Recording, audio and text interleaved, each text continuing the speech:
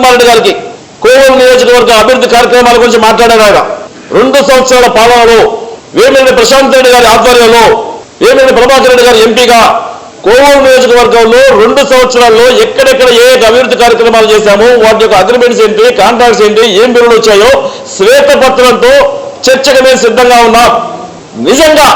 నిజంగా మీరు నమ్మోదారి ఉంటే గడిచిన 5 సంవత్సరాల పాలనలో వైకాపా నాయకులు ఎఫ్డీఆర్ పనులు ఏం చేశారు, ఇరిగేషన్ పనులు ఏం చేశారు, ఏ కార్యక్రమాలకు ఎంత నిధులు సేకరించారు, ఎవరు అగ్రిమెంట్లు చేసుకున్నారు, ఎన్ని బిల్లులు తీసుకున్నారు, ఎన్నాళ్ళు చేసిన ఏం చేశారు, ఈ బిల్లులతో చర్చకు మీరు సిద్ధమని అడుగుతా ఉన్నాం. మీరు సిద్ధమైతే మేము సిద్ధంగా ఉన్నాం. మరో మాట, ప్రసన్న కుమార్ రెడ్డి గారు మాట్లాడిన భాషలు, ఈయన మాటలకి మా ఎమ్మెల్యే గారు మొన్నే సమాధానం చెప్పారు.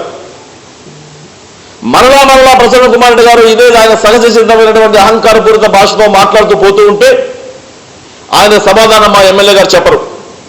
ఆ ఎమ్మెల్యే గారు చెప్పాల్సిన అవసరం కూడా లేదు. కార్యకర్తలుగా మేము సమాధానం చెప్పడానికి సిద్ధంగా ఉంటాం. తెలుగుదేశం పార్టీ నాయకులుగా మేము సిద్ధంగా ఉంటాం. మీ తాటాక చెప్పులకు బయటకు వాళ్ళు తెలుగుదేశం పార్టీ నాయకులు కారు.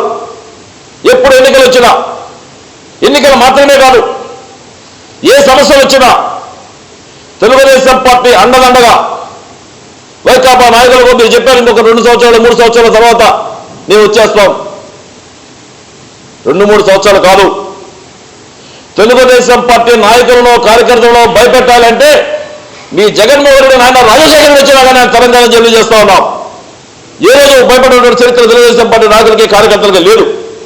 మొట్టమొదటిగా సంస్కారం గురించి మాట్లాడేటువంటి గోవర్ధన్ రెడ్డి గారు కోవూరు నియోజకవర్గంలో గడిచిన 5 సంవత్సరాల్లో మీరు చేసిన దుర్మార్గాలకి, మీరు చేసినటువంటి రౌడీజాలకి, మీరు దోచుకున్న దోపిడీలకి కలిగిన రిజర్వాయర్ పోయింది.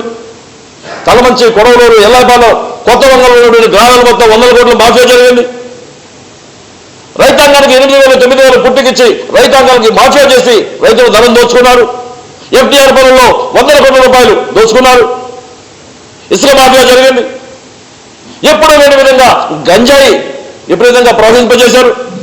ఈ తన్నిటికీ ముందుగా మీరు క్షమాపణ చెప్పగలిగితే సంస్కారం ఏంటో మీకు అర్థమవుతుంది.